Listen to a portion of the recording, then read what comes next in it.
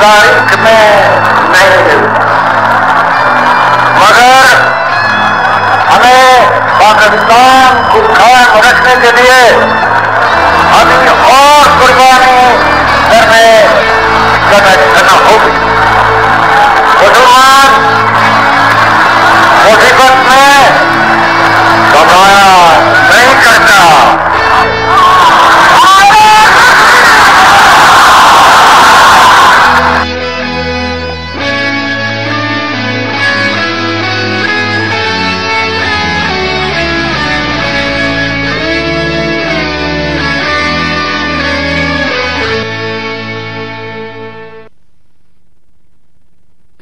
आज हम कायदे आजम के बारे में बात करेंगे।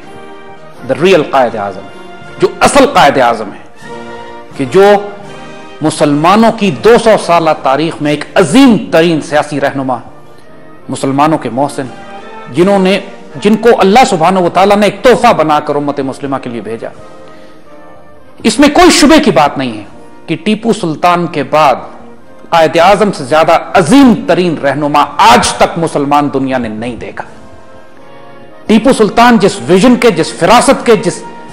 बरकत और नूर और खैर वाले वजूद थे, जिन्होंने उस वक्त पूरी मुसलमान सल्तनत को संभालने की कोशिश की, मुसलमानों के दाखिली दिफा किया, फॉरेन पॉलिसी मुरतब की, उस वक्त मुसलमानों को यकजा करने की कोशिश की और उस वक्त की जदीद आलमी ताकतों से राब्ते कायम किए कि अंग्रेज इस्तेमार को रोक सके। लेकिन टीपू सुल्तान मुसलमानों के जवाल के दौर में पैदा हुए और शहादत की जिंदगी पाकर अपनी सल्तनत खो बैठे। लेकिन जो किरदार, जो जुर्रत, जो दलेरी, जो विजन मुसलमानों में जो रेयर था उस दौर में, कि जब मुसलमान अपने जवाल के दौर से गुजर रहे थे, पूरी मुसलमान दुनिया में टीपू सुल्तान जैसा शहसवार हमें नजर नहीं आता। उनका टकराव भी अंग्रेजों से हुआ और 1799 में टीपू सुल्तान के इंतकाल के बाद पूरी उम्मत मुस्लिमा में कोई मुसलमान क़यादत, सियासी क़यादत ऐसी पैदा नहीं हुई जो मुसलमानों को यकजा करके रीऑर्गेनाइज कर सके। और वो जवाल जो टीपू सुल्तान की शहादत के बाद मुकम्मल तौर पर सील हो गया था, मुसलमानों की तकदीर लिख दी गई थी कि अब इन्होंने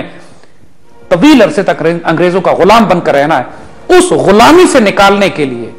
जिस पाए का वजूद चाहिए था, जो किरदार, जो जुर्रत, जो दलेरी, जो शुजात, जो फिरासत, जो निगाह बुलंद, जो सुखन दिल नवाज, जो जांपुर सोच चाहिए था,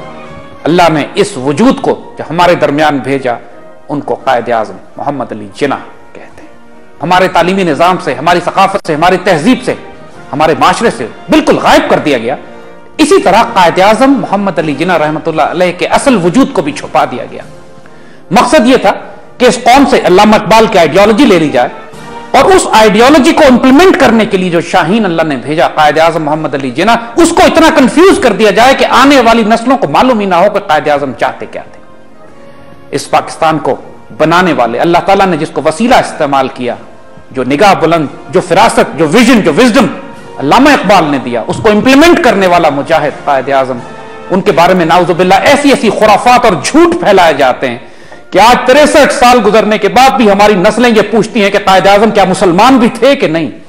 कायदे आजम सेकुलर थे या इस्लाम पर यकीन रखते थे, कायदे आजम रियासत और मजहब को अलग अलग करना चाहते थे या एक इस्लामी रियासत कायम करना चाहते थे, कायदे आजम एक बाकिरदार मुसलमान थे या नाउजुबिल्लाह एक बदकार, करप्ट और इनकॉम्पिटेंट आदमी थे। आज भी पाकिस्तान के मीडिया में आपको लोग ये रोज नजर आते हैं, ऐसे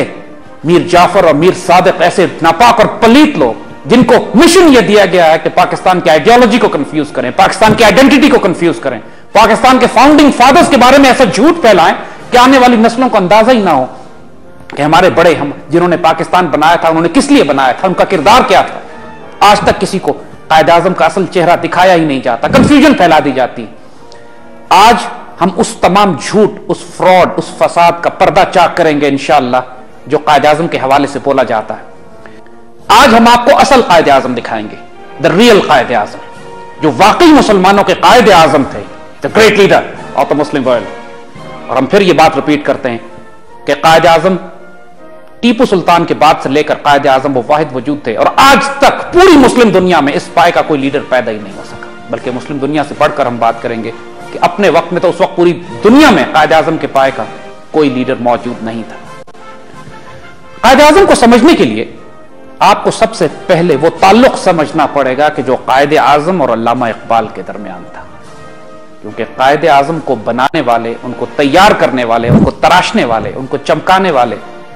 उनमें वो नूर और वो तड़प और वो इश्क और वो जुनून भरने वाले अल्लामा इकबाल थे। ये मुमकिन नहीं है कि आप कायदे आजम और अल्लामा इकबाल को अलग अलग कर सकें, जिस तरह जसवंत सिंह ने कोशिश की है अभी अपनी किताब में यह साबित करने के लिए कि कायदे आजम तो बहुत आला लीडर थे मगर सेकुलर थे, उनका अल्लामा इकबाल से कोई ताल्लुक नहीं था, आइडियोलॉजी तो मैटर ही नहीं करती थी, और कायदे आजम एक सेकुलर रियासत बनाना चाहते थे। ये सारी खुराफात हम हिंदू ज़ायनिस्ट से तवक्को कर सकते हैं। और हमारे मुल्क में भी आप देखें कि जिस तरह उसको और उसकी किताब को पजीराई देने की कोशिश की गई ताकि मजीद इस झूठ को तकवीयत दी जाए कि कायदे आजम एक सेकुलर, और सेकुलर की एक डेफिनेशन एथीस्ट भी होती है, मुल्हिद लादीन। ना तो कायदे आजम जाती तौर पर मुल्हिद लादीन थे नाउजुबिल्लाह, और ना ही वो सेकुलरिज्म के उस तस्वुर पर यकीन रखते थे कि मजहब और सियासत अलग अलग होनी चाहिए। वो एक खालिसतन एक इस्लामिक शरीयत पर जिसकी बुनियाद हो, कुरान और सुन्नत पर जिसकी बुनियाद हो, वो रियासत कायम करना चाहते थे पाकिस्तान में। और सिर्फ पाकिस्तान को एक नेशनल एंटिटी के तौर पर नहीं, बल्कि उम्मत मुस्लिमा की क़यादत देने के लिए एक पैन इस्लामिक विजन के साथ, जो एग्जैक्टली अल्लामा इकबाल का विजन था कि एक हो मुस्लिम हरम की पासबानी के लिए नील के साहिल से लेकर ताबखा के काशगर,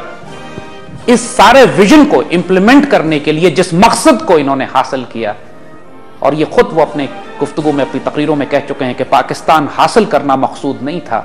पाकिस्तान को हासिल कर कर हमने किसी और मकसद की तरफ जाना है, एक ऐसी इस्लामी मिसाली रियासत बनानी है जिसकी बुनियादें कुरान और सुन्नत पे हो। हम आपको हवाले देंगे, वो रेफरेंसेस देंगे जो हमारी तारीख से गायब कर दिए गए, जो कभी सुनाए नहीं जाते।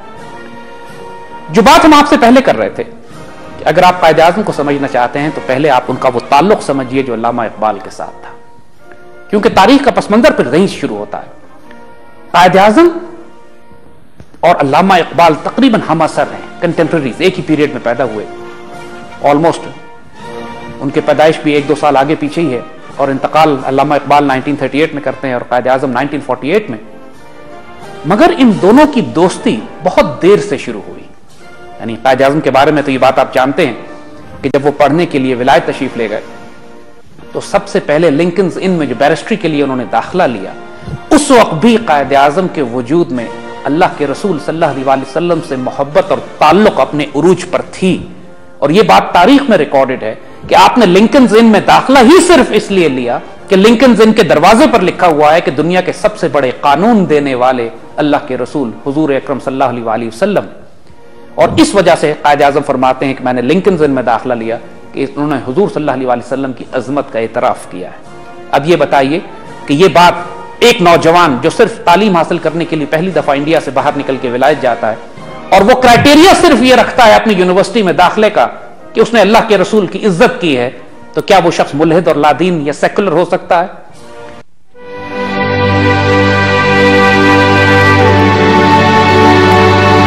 कायदे आज़म की उस जिंदगी को अगर आप उस वक्त देखिए